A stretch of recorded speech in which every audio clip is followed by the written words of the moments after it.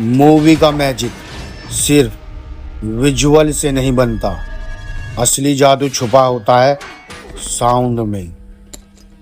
जो कदमों की आवाज आप सुनते हो, दरवाजा बंद होने की आवाज सुनते हो, या फिर तलवार निकलने की शक वाली आवाज सुनते हो, ये सब सेट पर रिकॉर्ड नहीं होते, इन्हें बाद में बनाया जाता है।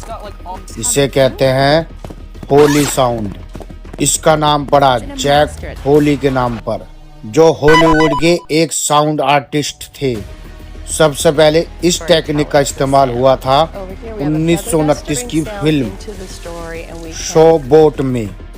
फोली साउंड हर छोटी डिटेल को रियल बना देता है, बिना इसके फिल्म अधूरी लगती है। याद रखो, साउंड अदृश्य होता है, लेकिन उसके बिना सिनेमा अधूरा है।